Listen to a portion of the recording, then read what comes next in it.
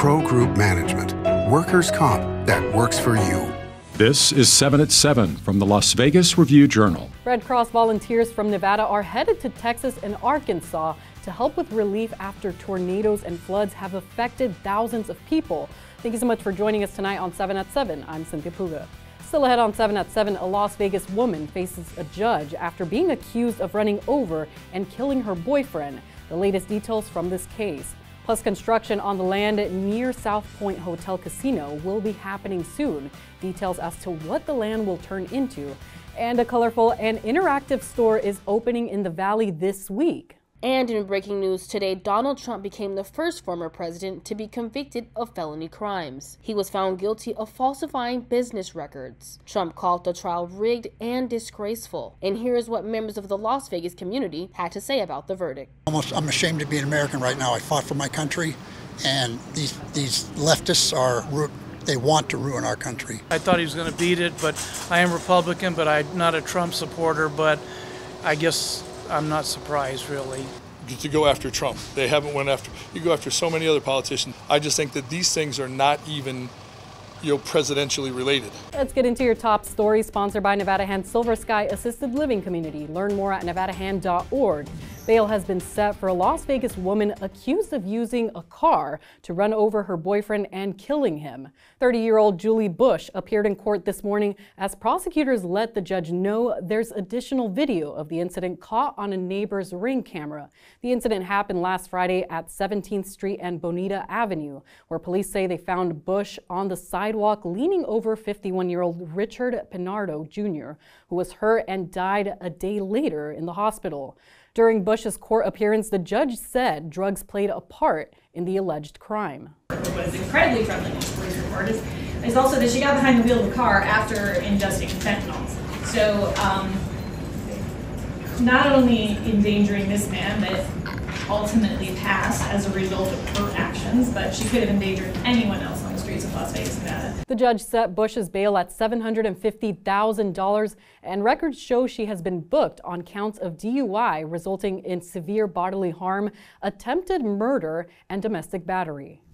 And Las Vegas's budget has already taken a hit from one of the cases won by developer Johan Lowy, whose spoiled housing plans for the Badlands golf course led to extensive litigation. But how will Las Vegas pay? Review-Journal reporter Eli Seagal has more on the next steps. The saga over the Badlands golf course is by no means about to end. This is a fight that's been going on between local developers in the city of Las Vegas for years. And at this point, the city has been ordered by various courts to pay the developer more than $230 million through multiple court cases that the city has lost. And all of this leaves taxpayers on the hook for covering these judgments. But what's unclear is exactly how the city would pay for these costs. Vegas Nation, sponsored by Station Casinos STN Sports. Download the app today. Former Raiders wide receiver Henry Ruggs has entered a prison work program at the governor's mansion, according to the Department of Corrections. Ruggs is housed at the Stewart Conservation Camp, where he is in month 9 of serving a 3 to 10-year sentence after killing Tina Tintor in 2021, leading to a felony charge of DUI resulting in death and a misdemeanor count of vehicular manslaughter. Ruggs was drafted in the first round by the Raiders in 2020. The fiery crash occurred November 2nd, 2021. Moving on to your weather, sponsored by Star Nursery, your garden's partner for every bloomin' thing. An excessive heat warning in parts of the valley today could continue into tomorrow as temperatures stay in the triple digits. Tonight's lows expected in the mid-70s with winds up to 10 miles per hour.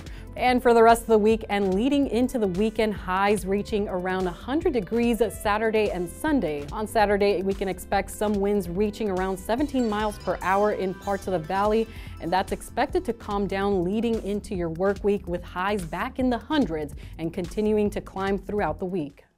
Moving on to your business news, the owner of South Point recently bought land near the resort for $5.5 million. But what can we expect to be built there? Our business reporter Sean Hemmersmeyer gives us the insight. South Point bought this land with the goal of turning it into an overflow parking lot for some of the larger arena events and for larger trucks to park in it. And the owner of the South Point told me he views this purchase as more of an investment for this land. And that process should be starting sometime in July. Sports brought to you by PT's Taverns. With over 65 locations, there's a PT's near you. Visit ptstaverns.com.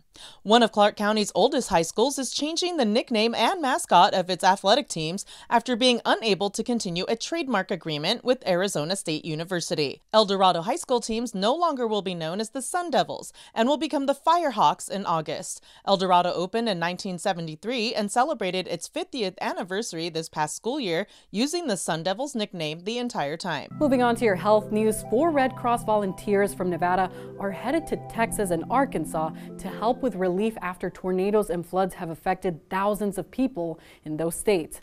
They will be spending 2 weeks supporting disaster relief teams, and more than 500,000 residents have been left with no access to power. You can support the Red Cross and their mission to help evacuees by visiting the link on your screen. Sports betting brought to you by the Las Vegas Paiute Tribal Smoke and Cigar Shop. College football will expand from a 4-team playoff to a 12-team playoff this season to determine the national champion. Georgia is a plus 280 favorite at Caesars Sportsbook to win the national title, and Ohio State is the plus 375 second choice.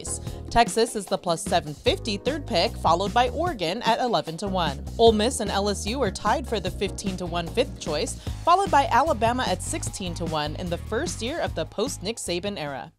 And in lifestyle news, the Lego Group is opening a new store hoping to bring interactive experiences to the Valley.